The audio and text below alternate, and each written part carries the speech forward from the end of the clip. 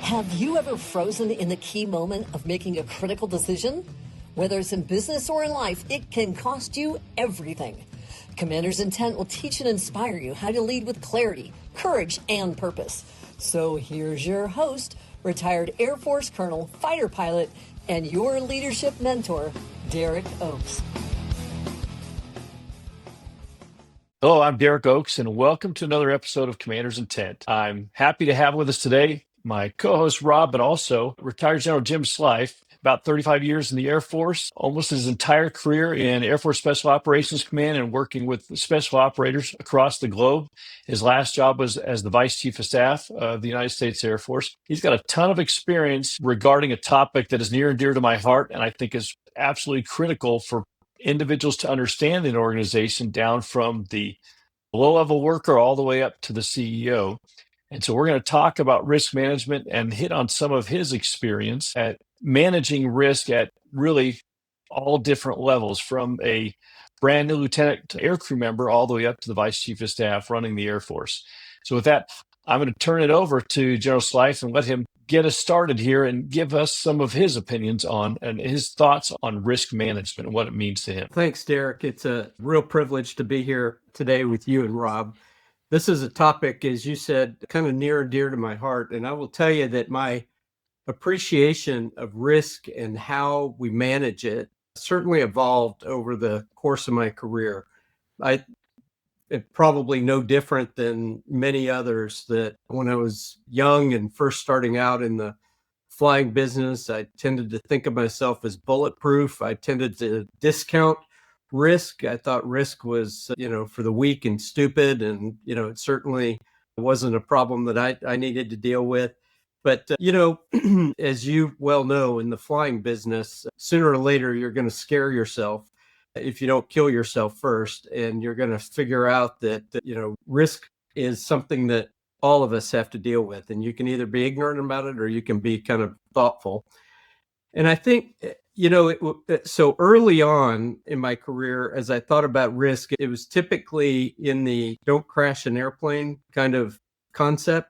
But as I progressed kind of more towards the end of my first third of my career, when I got into squadron level leadership roles and group level leadership roles and that kind of stuff, I kind of became aware of how the leadership decisions that we make really set the boundaries for those that we lead. And, one of the significant emotional events of my early career that it took me a while to process was Operation Gothic Serpent, also known as the Battle of Mogadishu, October 3rd and 4th, 1993, kind of popularized in the film and book Black Hawk Down.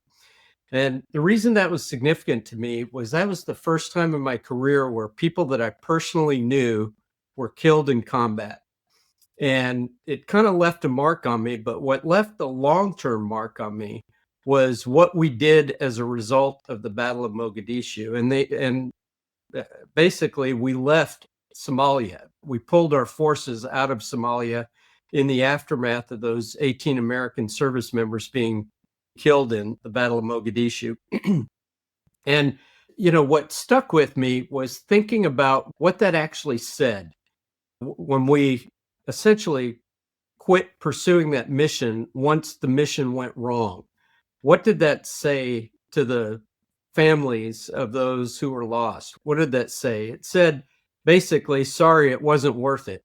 Because if you're not willing to pay the cost, you probably shouldn't start the adventure in the first place, right? I mean, it's called risk for a reason and not certainty. And so we don't know that it's going to go well. We hope it's going to go well, but risk is the possibility that it's not going to go well. And so this evolved to me into a concept that I kind of started calling the Mogadishu Test, which is basically this: what would we do tomorrow if this turned out poorly today? And if the answer is we would stop doing it tomorrow, or we would change something tomorrow, then we should probably stop it today, or we should probably change it today. We don't need to wait for the bad thing to make the whatever change we would make. On the other hand, if we would, raise a toast to fallen comrades and continue with the mission again tomorrow, then it's probably an appropriate risk to undertake today. So the Battle of Mogadishu was kind of the, distilled experience of that early searing experience of the Battle of Mogadishu. And so I'll just kind of pause my introduction there. I mean, we could riff off of that, or certainly my understanding of risk continued to evolve through the remainder of my career. But that was really kind of an early touch point for me that let me know that there was more to it than initially met the eye.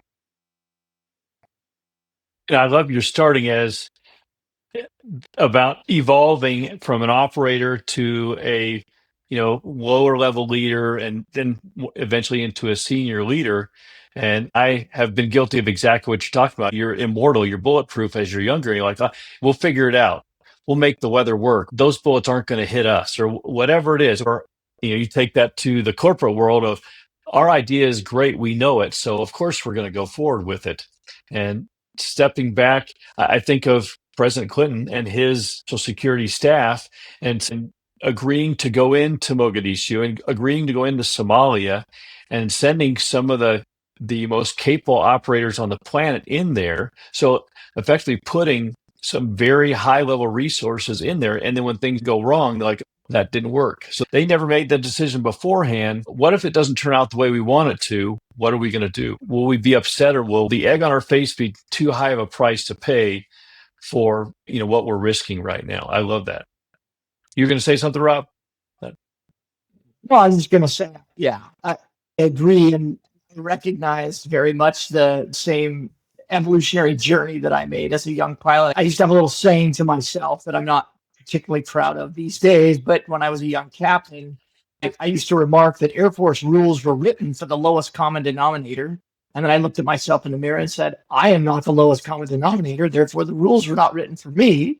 And, that's how I justified my abilities or what I thought I should be able to do. Then later on, I went to the same unit I was in as a young captain, as the group commander, and I realized that was a really, really, really bad way to try to run anything, and especially for somebody at the top. And you talk about having to own risk. As the commander of the group, you have to own the entire risk. I realized that I did not want to accept the risk that some of my captains were putting me into. And it kind of goes back to this Mogadishu test. And thank goodness I had the opportunity to work for General Slife when I was a young commander. And I took the Mogadishu test with me to my new unit and said, well, maybe we should stop doing some of this stuff, because if this goes poorly tomorrow, we're not going to survive it. It's not going to look right on us. So why would we continue doing that and accepting and taking the risk today? Hey, Rob, you bring up a really, really important point, and that is who owns the risk. And so what you're describing is, as a young captain, you were deciding that you were going to accept the risks. When you were a group commander, you're talking about your captains deciding they were going to accept the risk that wasn't actually yours to accept, right? When the institution, whether it's a company or whether it's the Air Force or whatever, puts guardrails in place, those guardrails are de facto risk control mechanisms. Yes. Don't fly the airplane upside down if the engineering data doesn't support, safe flight when you're flying upside down.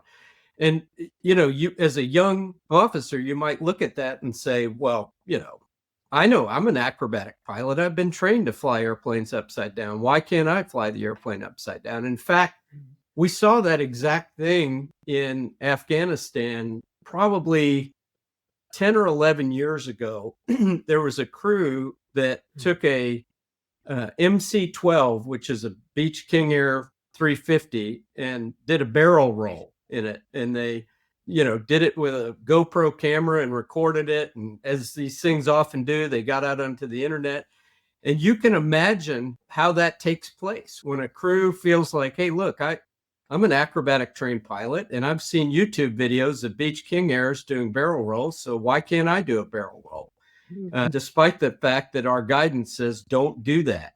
So essentially that, those young crews are taking somebody else's risk decision into their own hands. And that's a sign of an undisciplined organization. You have to respect the risk decisions that the seniors make, whether it's the group commander telling you do this, don't do that, or whether it's the institution telling you through a publish guidance, do this or don't do that or whatever it is. So that's a really great point to who owns the risk. Yeah, and I didn't think about it in those terms, the young captain. I didn't think about it in the unaccepting risk that the institution had given to me.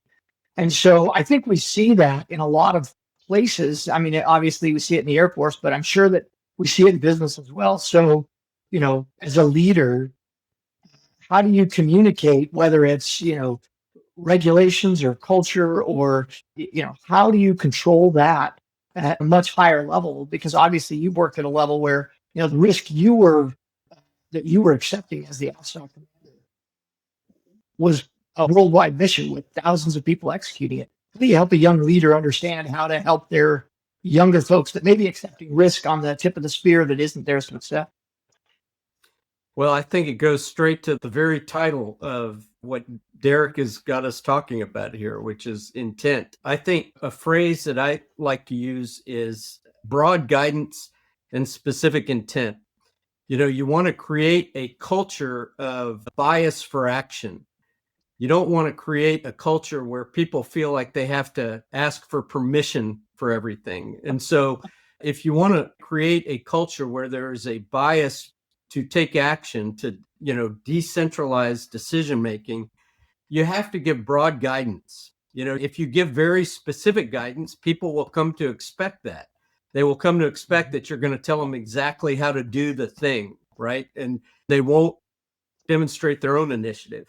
But I think as leaders, we do have to give specific intent. We need people to be comfortable that they are operating within your specific intent. So if you tell them exactly what you want to have done, but not how to do it, that puts people in the most comfortable place where they are crystal clear on what you want to have done. But if you're fuzzy on what your intent is, as a leader, as a commander or whatever, that's where folks tend to come off the rails because they're not real sure where the left and right limits are. Derek, I know this is really your passion area. Your thoughts on this issue of specific intent versus how you give guidance?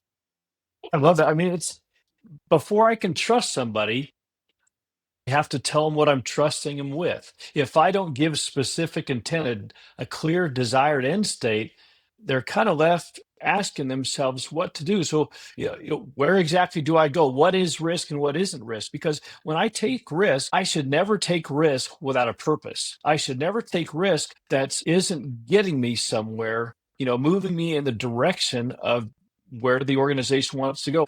So if I'm going to be trusted with the appropriate level of risk and the appropriate level of decision making, I have to know what's the purpose and where am I going. If I don't know that, I'm just going out there doing barrel rolls. I mean, that specific example, because what is the point of doing a barrel roll? Okay, you're honing your pilot skills, but for what? There's no mission in MC-12 that requires you to do a barrel roll. None whatsoever. There's no tactical advantage to that. So what's the point of it? The crews understand specifically why I'm out there. They need to know where they're going. They need to know what risk really means. Otherwise, it's just, am I being a cowboy or am I not? Well, when you were talking, it reminded me of two things. Number one, I now recognize a phrase that you use with me quite often when I was your subordinate. And you told me a lot to move out and draw fire. And I really did not understand what you were telling me, probably for the first 6 or 8 months of hearing those words come from you. It wasn't until much later that I understood exactly what you're trying to do is, hey, take action, go do the things that where we want to go, where we want to get. And so, that move out and draw fire command to me was trying to instruct me and to take the specific intent that you'd already given me and operate in broad guidance to take action. So, I think that's the number one. And then the other great one, and I'd love to get into this as well, in risk and risk assessment and compliance is, now I'm going to talk here for a second because people know I'm a fanboy of General Slife because he was, one of those mentors in my career who, kind of took me at probably the right time in my career and got me into where I needed to be headspace wise for leadership at the next level. I've learned so many lessons, but General Slife and I both went to the Air Force's strategy school, and we had the opportunity as he was initially mentoring me to talk about strategy. And one of the great phrases that he gave me that, again, bounces around in my brain way more than I like to admit, is that culture eats strategy for lunch. And I think that that's key when you're talking about how to establish a culture for your, individuals down the line to carry out that specific intent within the boundaries that you've set, is having a culture that everyone knows kind of where those boundaries are and how we're going to approach the problem set. I know that, culture in AFSOC was a little more risk taking than some of my buddies that I knew in Air Mobility Command. So I grew up with that culture of a little bit more accepting risk. And when I went to another unit, I accepted a lot more risk based on the mission set that we had been given. And I'm going to tell one more story on General Slife because and I maybe will elaborate on this as far as culture goes. He used to tell me that there are no blah, blah, black sheep squadrons. And his reference, shoot, sir, you explain that one if you remember that one. Well, yeah, I got to admit, that's one that I stole from General Creech. I spent a little bit of time studying and getting to know General Creech before he passed away. Basically, the punchline of that is, there's this 1970s TV show called Baba Black Sheep. It was about Pappy Boeington and this Marine 4U Corsair squadron in the South Pacific during World War II. And the way the TV show went, every week, there was some new adventure for the Black Sheep Squadron. And basically the setup was that these pilots in this squadron, getting liquored up, thumbing their nose at the chain of command. They're skirting all the rules. They're chasing the nurses around, generally being a bunch of reprobates of some kind or another. But then when the klaxon goes off that the, Japanese attacking forces inbound, they would take off and they're a well-oiled fighting machine in the air. And General Creech's point, which I completely agree with based on my own experience, was that only exists in fictional TV shows. The unit that can be sloppy in one area and a well-oiled, disciplined fighting machine in another area, that doesn't actually exist in real life. And so, if you're sloppy, in this case, if you're sloppy on the ground, you're going to be sloppy in the air. And, those things always go together. And so it was a great lesson. And of course, General Creech was much more charismatic and colorful than me in talking about it, but it is a lesson. It's always stuck with me. I'm going to steal your line there that you said initially at this initial part of this discussion is a bias for action. And I think organizations come together with an intent to accomplish something. And yet a lot of organizations don't accomplish anything because they don't have a bias for action, especially when it comes to risk management. Yep. Yeah. Mentioned something, Derek, before that kind of made me think. You talked about the necessity for doing a barrel roll. There's no mission requirement for that in the MC-12, right? And you talked a little bit about that. That highlighted for me something that I think is another important element of risk, which is namely that a lot of times people think risk management is about mitigating high risk activities, but I don't actually think that's it. I think the point of risk management is to mitigate unnecessary risk, not necessarily high risk. Not all high risk is unacceptable, and not all low risk is acceptable. You always are looking to get rid of the unnecessary risk in your operations. And so if you don't have a necessity to do a barrel roll in an MC-12, then you shouldn't be doing a barrel roll in an MC-12, right?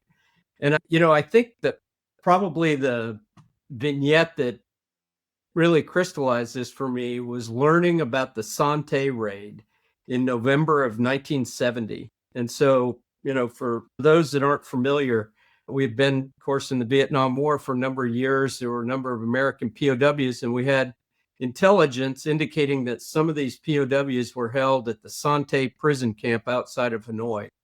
And so a daring rescue mission was planned to go rescue these POWs at the Sante prison camp. And it was a big operation. There were diversionary strikes around Hanoi by both the Air Force and the Navy. There was this massive package flying helicopters at night This is before night vision goggles, at low altitude, all the way north into Vietnam to just the outskirts of Hanoi.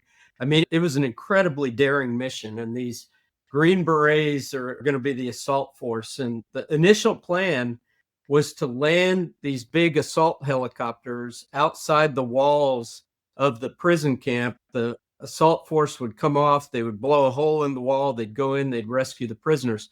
And in the planning for this, they determined that the amount of time it was going to take them to breach the walls of the camp and secure the prisoners was too long, and that it was likely that the prisoners would have all been executed in their cells by the time the American force got to them.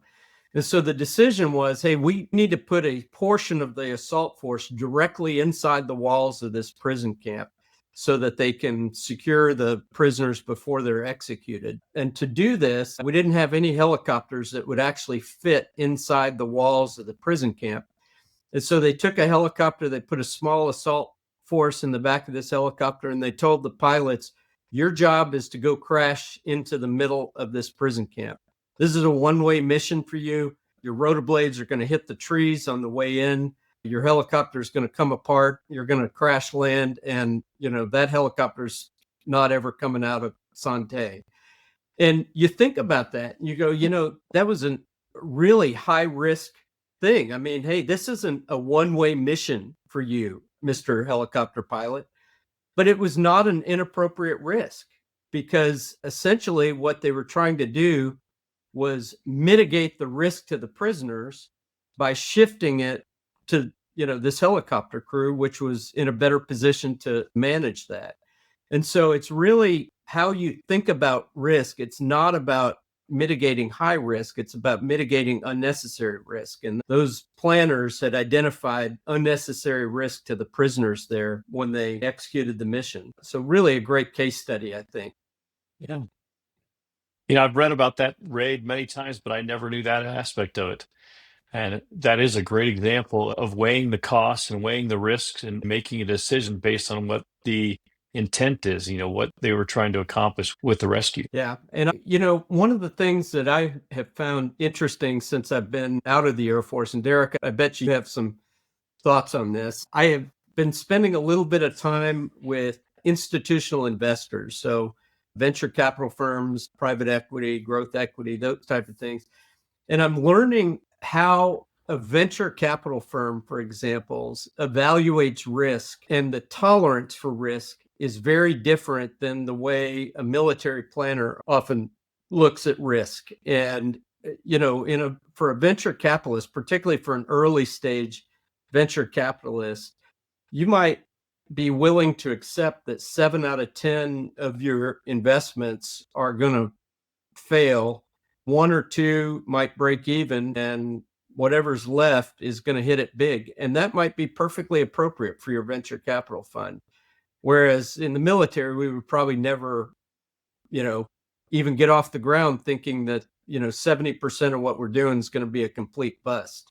And the reason that I think these differences exist is because of the different ways they evaluate the rewards on the plus side and the consequences of failure on the negative side. Derek, you've been in this world longer than I have. Does that resonate for you? It does. I think it's not that different, except in how they look at the law of averages. If I can have a 10x investment for one and the other 9 fail miserably, but I have that 10x investment or a 20x investment, then overall I'm coming out on top. But if I don't cast a line in for those other 9, I'm probably not going to get the successful one. And so you listen to a lot of opportunities. I mean, you go in there accepting that items are going to fail.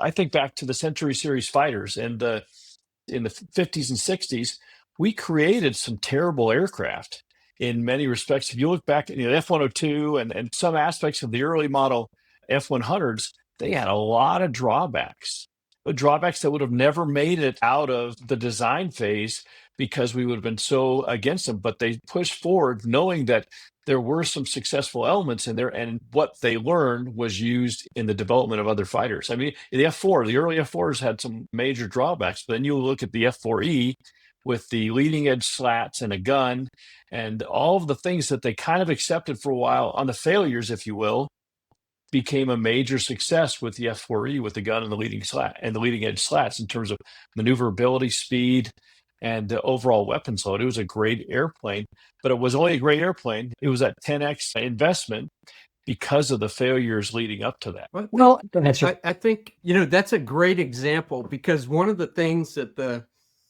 F4 example tells us that directly tracks to commercial investment and risk taking is that if you look at the F4, if you were saying it in today's commercial terms, you would say they didn't have the right product market fit.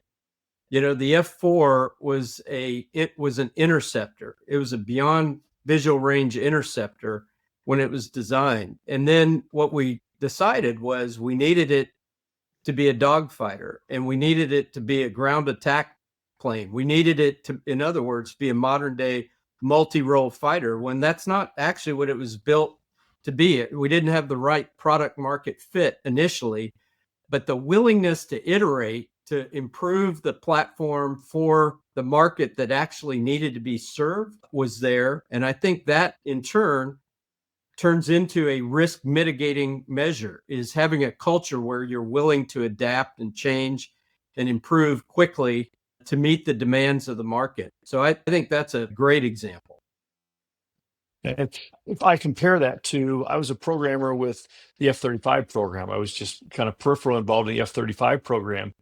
And I would say one of the problems with it is that the joint community at the OSD level and then at the contractor level, very early on, we're selling it as this is the answer to everything, when it wasn't. It has a lot of potential. It has a lot of great, but early on, it didn't. And they were going to have to go through some failures to get it there. But I think it changed the way we looked at it, and it changed the way we broadcast some of the failures or let some of the failures be out there in the market, because we were saying it was already there. And you compare that to like a venture capitalist. If he is telling the funders of that VC organization, every single one is going to be that home run, that 10 bagger investment, then you're going to turn off your investors and they're going to walk away from it, and they're going to develop a risk aversion. So then when one of those 10 investments fails miserably, which they do, they go, well, you lied about this one, so what are you telling me about the other 9? Instead of saying, we're going to take risks, and some of them are going to fail and some of them are going to be successful, but overall, we're going to win. But I think it's interesting because as I listen to the conversation, there's really some core ideas and this synthesis of understanding about appropriateness of risk and how do you set up your culture? Because obviously a VC culture has a much more risk taking, because their risk reward curve looks a lot different than, say, Delta Airlines or Wheels Up, where I used to work. You can't crash 7 out of 10 airplanes and continue to keep flying. And so I think the foundational principle here is understanding the risk that is inherent in whatever operation you're trying to do. And again, talking about, you want to be biased for action. You want to make sure that you're carrying out these things, but you're doing it in such a way that you are, culling away the inappropriate risk. And so maybe that's goes back to commander's intent. Part of building a commander's intent and understanding it is maybe recognizing the space that you work in. And I think maybe learning how to shift that risk, or, this tension that ends up between, the things that we're trying to do, whether it's requirements and resources and the right people and the right training. In the military, we were lucky. We were able, usually, if we could talk about what requirement we had for a mission, we would get funding that would allow us to carry out the training to make that happen. Or we would, in SOF specifically, over the last 20 years, we've done a really good job of going out to the, commercial activities and trying to get the piece of equipment that we need to actually let us carry out the mission. And so, sir, maybe you could talk a little bit about that from like a bigger perspective, that tension between, how the risk kind of floats in that environment of resources and requirements. Yeah, I'd be happy to. One thing that occurred to me as you were talking there was, we haven't really started the conversation by how you think about risk. And one of the ways that is fairly common is on a 2-axis graph where one axis is probability and one axis is consequences, right? So obviously a high probability, high consequence, bad outcome is a risk you don't want to be anywhere near, right? Perhaps a low consequence but high probability risk is a little more tolerable. And you work your way around that 2-axis graph. But understanding where you are on that graph is critically important. And you think about our own Air Force, almost 20 years ago, we lost track of a nuclear weapon, right? And that was enormously consequential for the Air Force. I mean, we lost the Secretary of the Air Force and a Chief of Staff of the Air Force as a result of that. I mean, what is the probability that this nuclear weapon that we accidentally loaded onto a B-52 was going to somehow arm itself, was going to accidentally fall off the wing, was going to land in a populated area, was going to detonate, was going to blow up a large section of middle America? What is the probability of that? I mean, it's almost impossible that would have happened. But the consequence of that was so terrible that we have to take that risk seriously, right? Even the low probability but very high consequence things have to be taken seriously. So you asked, Rob, about kind of what I sometimes talk about is the 3 R's: requirements, resources, and risk. And I think these things are always in balance and always in tension. Those 3 things always, they're like 3 corners of a triangle that are all kind of, moving around together in some kind of tension and in some kind of balance. And so if you, for example, if you say, I need you to lower the risk of what you're doing, I don't like what you're doing, I need to lower the risk of that, whether it's in a military context or in a commercial context or whatever, there are really 2 ways that you can lower the risk. One is you can reduce some of the requirements for whatever it is you're doing. The other way is you can add resources. You either need more people or more time or more money or more, whatever, in order to lower that risk. Those 3 things are always in tension. And oftentimes we hear people talk about kind of bemoaning the fact that they've been asked to do more with less. And sometimes people will say, well, you can't do more with less. And I think absolutely you can do more with less. It just comes at a higher level of risk.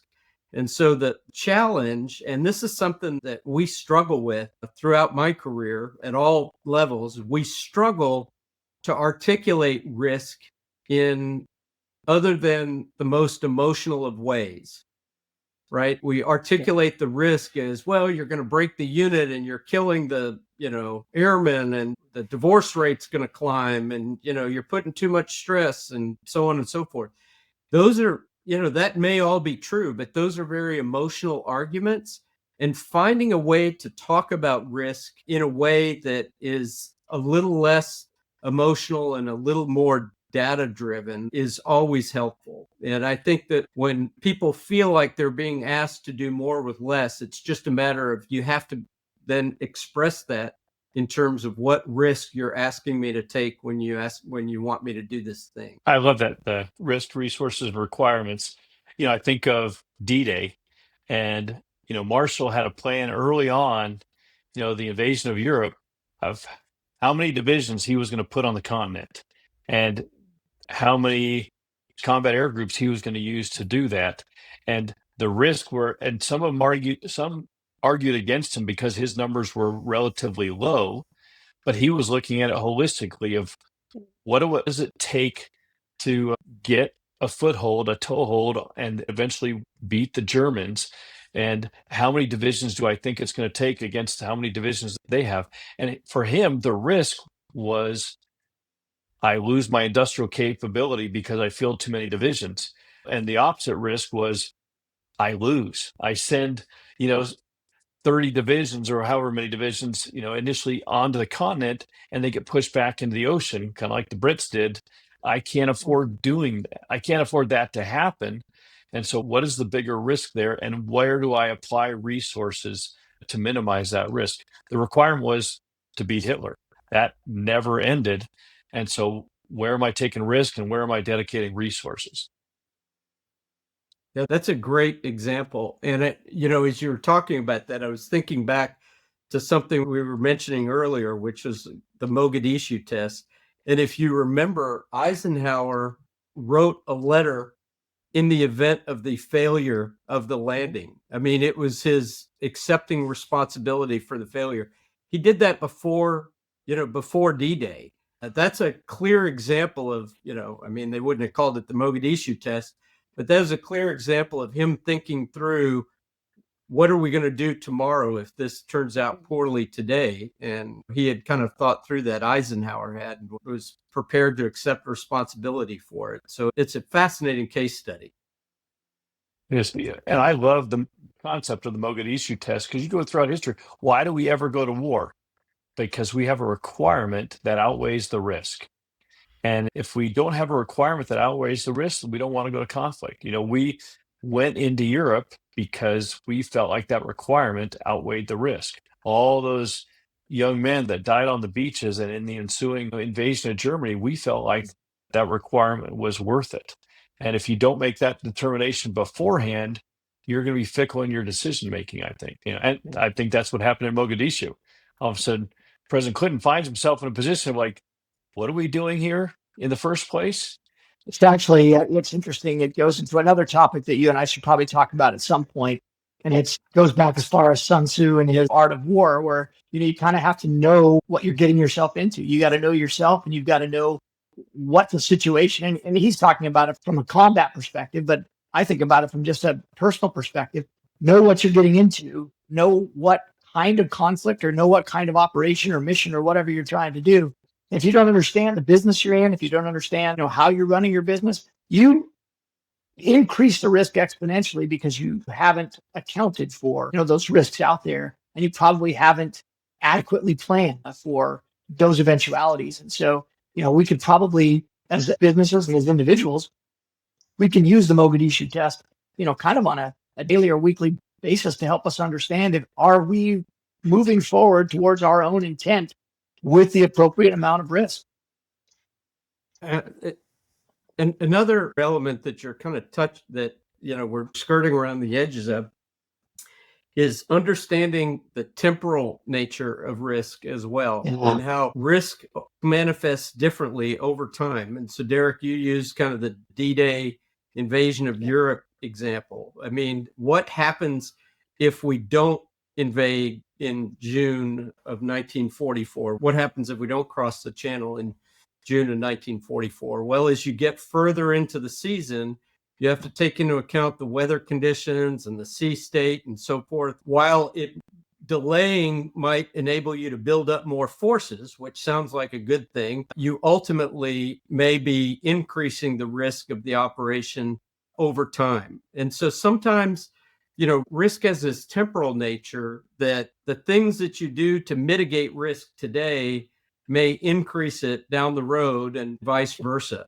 You see modern examples of this in the military, where combatant commanders who are responsible for day-to-day military operations around the globe are naturally concerned with managing risk in the present largely. And that's not to say they're short-sighted. It's the nature of their job is to manage risk in the present. Whereas the services, the Army, Navy, Air Force, Marines, Space Force, are thinking about more long-term risk because that is what they are really required to focus on. I mean, nobody's going to pay attention to the Air Force that we need 15 years from now, except the Air Force. And so, the tension between where do you put the next marginal dollar? Do you put it on modernizing the Air Force for 15 years from now, or do you put it on minimizing the risk of current operations today? Those two things are always in tension. And I think just understanding the temporal nature of risk is a critical component of being able to make good decisions in this regard. I'll give you a simple example of that. When a corporation cuts their workforce, cuts 1,500 engineers to make a better their quarterly earnings report look better, knowing full well that they're probably going to need those engineers a year from now. And they may not have access to those engineers. They're going to find another job somewhere else where they feel more security. Decisions all the time are made that may be very good decisions in the short term, may be very effective in the short term, or may just be to balance the books. They can't afford those engineers right now, and they can't figure out how to do it. And so they cut that risk, they cut that portion of their payroll, knowing it's going to bite them long term. Yeah, it's a frequent discussion about kind of on the strategic scale. It's a frequent discussion about the nature of our government and the nature of the Chinese Communist Party, and what the relative advantages of kind of this very totalitarian, state-centric approach in China, and the messy thing that is a democratic republic on our side of the ocean. What are the relative advantages of these things? And, China is generally not worried about the midterm elections, 2 years from now. They have a 5-year plan, and they spend 5 years executing it, and then they develop another 5-year plan and spend 5 years executing it. We do our budget cycles 1 year at a time. We're heavily influenced by election cycles and so forth. And so speaks to this issue, and which is not to say that the Chinese system is better than the American system, but it comes with different risks manifest over different time horizons. I'll still take our system 7 days a week and twice on Sundays, but the risks do change as you think about different systems of governance. Amen to that. I think it was Churchill who said that the democracy is the worst form of government except for all the others. And yeah, it is a messy system. It's an irritating, if you're a planner, if you're a strategist, if you're somebody who's trying to manage risk, you look at what happens inside the Beltway, and you'll pull your hair out because it's so frustrating. And yet I'll take that along with all the other benefits of freedom and self-determination over what you get in China or a lot of other countries. So, yeah, I think my favorite movie of all time is probably Jackie Brown, which is a Quentin Tarantino movie from the late 90s. And there's this line in Jackie Brown where Robert De Niro's character says, "I don't know how you can trust Melanie," who's one of the characters in the film. And Samuel L. Jackson's character goes, "I don't have to trust Melanie. I just have to trust Melanie to be Melanie." And when you're talking about understanding what's going on in the Beltway, you have to manage risk. If you're a company trying to figure out where's the federal government going, you just have to understand the logic that exists inside the Beltway. It's a very different logic than any place else in America, but it is a logic. And there are incentive structures in place that cause the behavior that we get out of our government.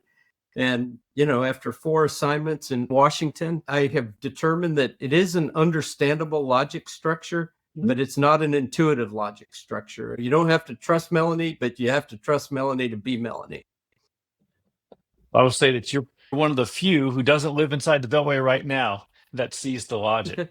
So, but General, I appreciate your time. That's precisely why I don't live inside the Beltway right now. It's because I understand it. Yeah, I'm the same way. Anyway, I've loved your comments. I've loved your thoughts, and I'm going to steal a bunch of them and take some notes on this and try and incorporate it into what I talk about as commander's intent and decision making. And risk is always a thing, and risk management is always something you have to be considering when you're making decisions. But you have to understand what that means. You have to understand where the risk belongs. But I appreciate your inputs. And I look forward to hopefully doing this again with you, either on this topic, an expansion of this topic, because I know we could talk for another hour on just this, or other topics to cover some of the amazing things you were able to do in the last 35 plus years. Thank you for your service. And thank you for your willingness to live inside the Beltway 4 times. I did it once, and that was enough for me.